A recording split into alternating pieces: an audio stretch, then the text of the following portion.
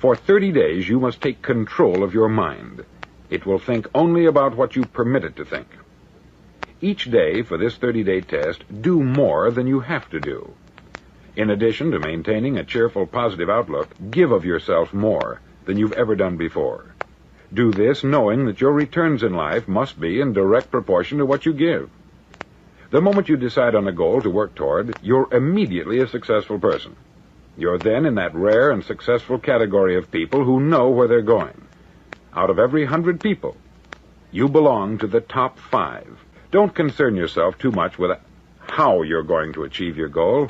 Leave that completely to a power greater than yourself. All you have to do is know where you're going. The answers will come to you of their own accord. Remember these words from the Sermon on the Mount, and remember them well. Keep them constantly before you this month of your test. Ask, and it shall be given you. Seek, and ye shall find. Knock, and it shall be opened unto you.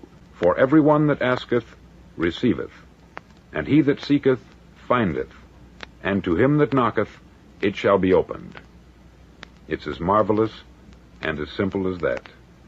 In fact, it's so simple that in our seemingly complicated world it's difficult for an adult to understand that all he needs is a purpose and faith.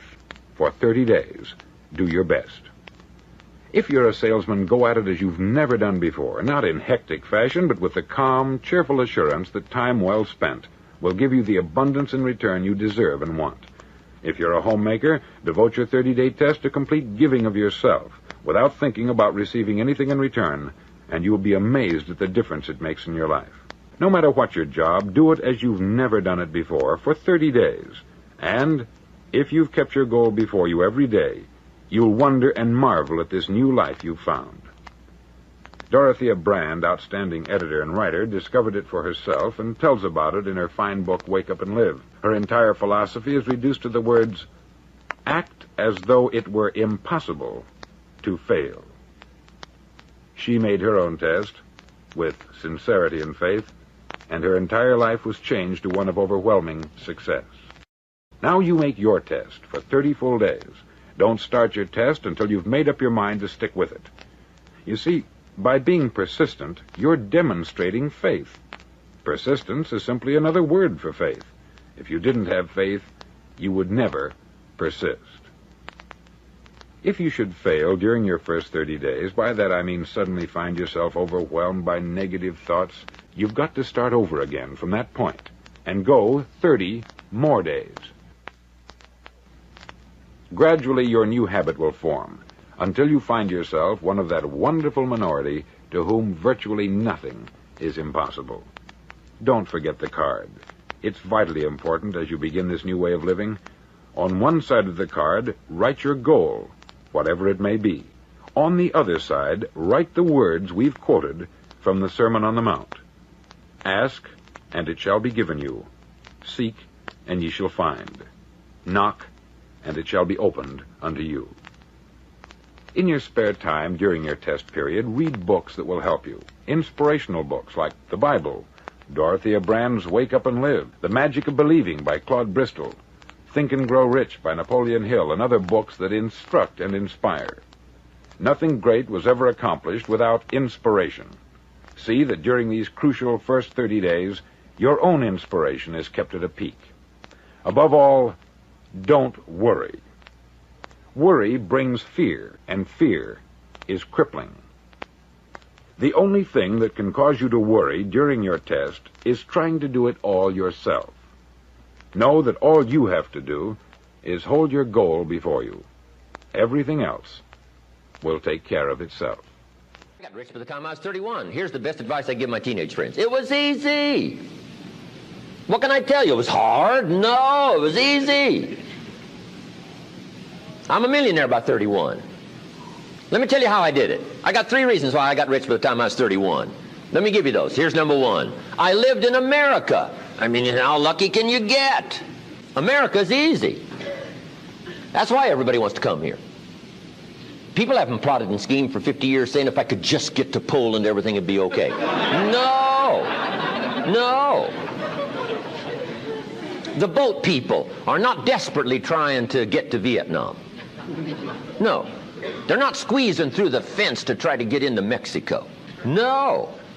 Neil Diamond says, looks like everybody's heading for, they're all coming to America. Why? Everybody wants to come here by every means possible to get here. Why? Because America's easy. So if you go home with anything, go home with that. Mr. Rohn reminded us that America's easy. He got rich by the time he's 31. America's easy. Bangladesh is hard. Just take that home. Here's the average yearly income in Bangladesh, $120. That would be hard.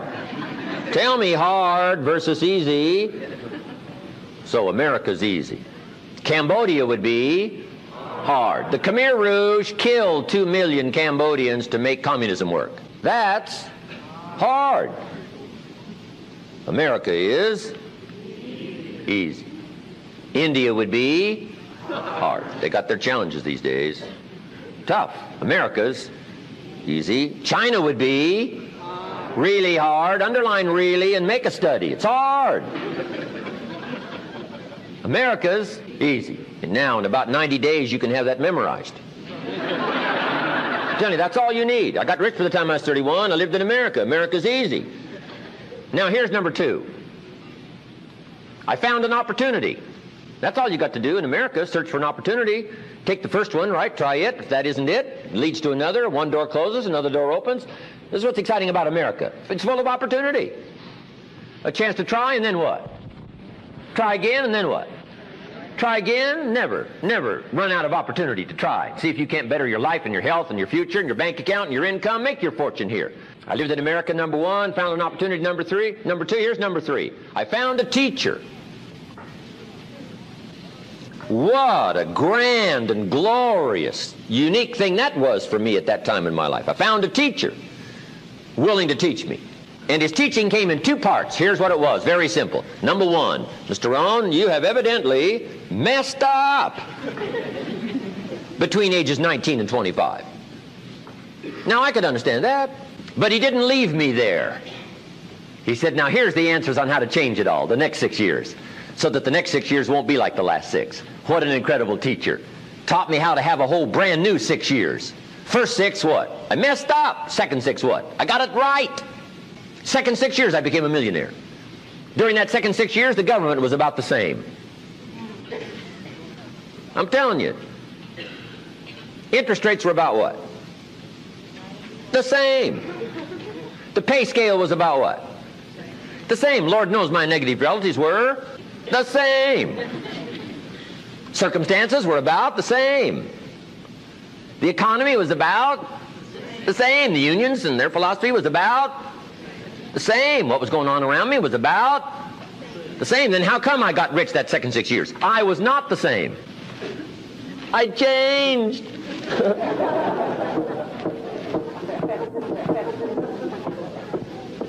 You say, well, Mr. Rohn, if you can do that, can anybody do it? Yes, I invite you on that journey. Anytime you want to. You can stay the same so that the next 6 years will be like the last 6. Take a look at the last 6 years. And I'm telling you, the next 6 years of your life is going to be like the last 6. Or unless you want to count on this short list that we call not much list. Most everybody's counting on this not much list. What if all of your negative relatives turned positive? What would that do for your future and your fortune? What? Not much. Not much. What if prices came down a little? What will that do for your future? I'm telling you, not much. If the economy gets a little better, what will that do? Not much. Now that the Democrats are in power, what's that going to do for your future? Not much. We could get a good debate going here. If the Republicans would have stayed in power, what would that have done? Not much. Hey, we could get a good debate going here. I'm telling you, it's a not much list. If you don't make plans of your own, guess what? You'll probably always fit into someone else's plans. Guess what someone else may have planned for you?